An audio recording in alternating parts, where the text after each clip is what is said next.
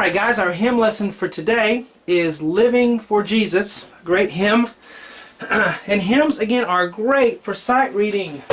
Even if you're not interested in the spiritual aspect of it, the notes, the musical value is immense that you can get from these as far as sight reading goes. Okay? So they're very useful for that. But anyway, let's listen to this hymn here. Living for Jesus, a life that is true, striving to please Him in all that I do. Okay. Hello, I'm Shawn Cheek. Welcome to my sight reading lessons for ShawnCheek.com. Right now, I have 132 sight reading lessons on the website for a beginner all the way through late intermediate. And these hymn lessons are something that I'm adding as well for sight reading. We're learning how to sight read music here, to read it faster, to read it better. If you are not a good reader and you're trying to do this, you need to do my beginner lessons first on ShawnCheek.com first, and then graduate up to this. If this is at all hard for you, okay?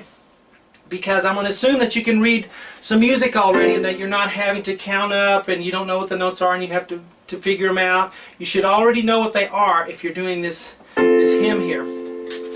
There's flashcards and stuff on my website that you can download PDFs of all the lessons, okay, so that you can practice flashcards and so forth. Anyway, we're in 4/4 time, okay?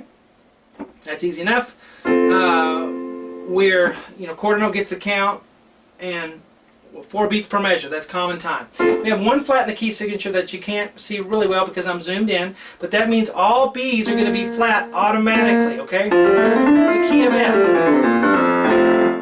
So all B's are flat automatically.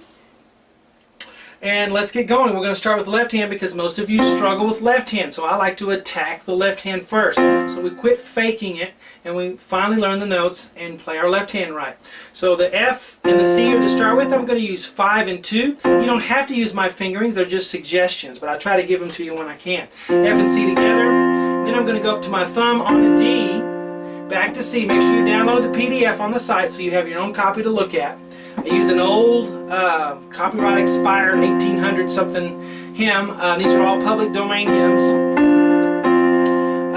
C, D, C, and then we're going to go C octave again, and then back to F and C. And then we're going to have a B flat octave. Remember, B's are automatically flat, so 2 B flat octaves, and then B flat and F, and then an F. 2 stems on it because the bass and the tenor are singing that F.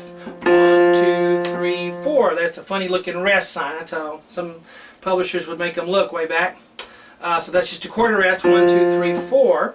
And then we're going to go C octave. And then B flat on the top with the C on the bass. When you're sight reading, notice how the bottom, notice when you have some notes that are the same. When you go from a chord to a chord or whatever, notice the notes that are the same. That will give you an anchor to see what's changing around it. Okay?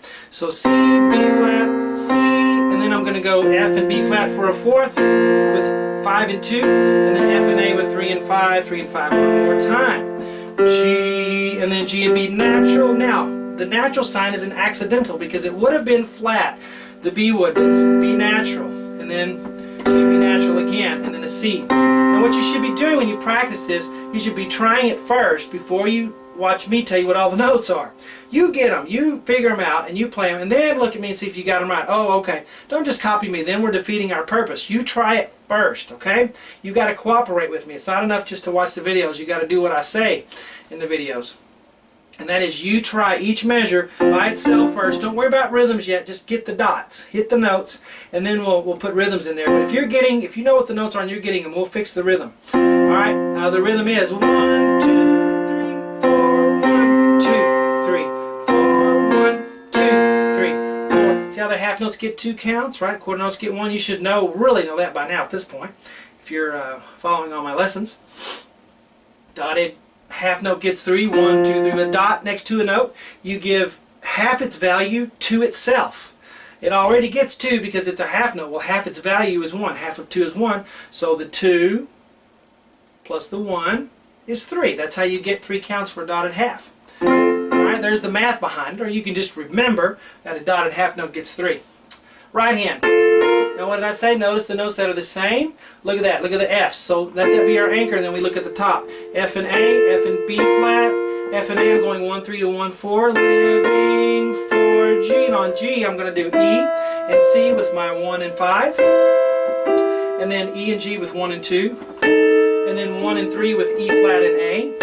That's a tritone. That means it's going to sound weird. But if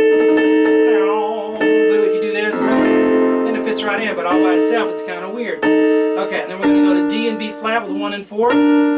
Notice the E stayed the same and then change to E flat. Now the D stays the same and is going to change to D flat. Right there it's D and F with 1 and 2. And then I'm going to do another tritone with D flat and G with, I don't know, 1 and 4. And then C and A with 1 and 5.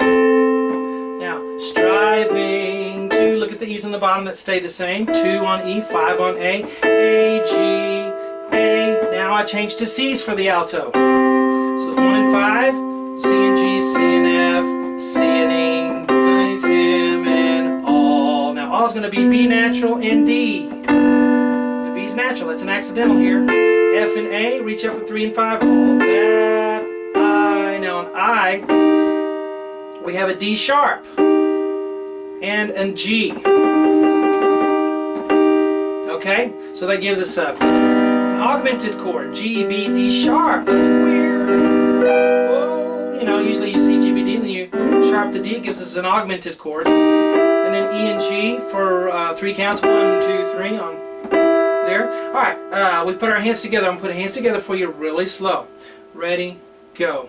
2, 3, 4. 1, 2, 3, 4. 1, 2, 3, 4. 1, 2, 3.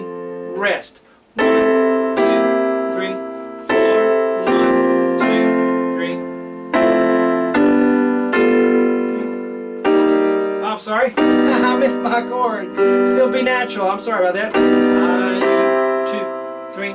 Rest. I was so interested in conducting, I missed my B natural. Anyway, so what we're going to do as well is I'm going to show you how to add notes. My 3-step process. I'm starting to put a 4th step on there, but mainly a 3-step process to adding notes to any hymn, 4-part hymn, to make it sound full, and you can play it in church for congregation and it sounds good. Instead of this little 4 notes, we add and make it bigger.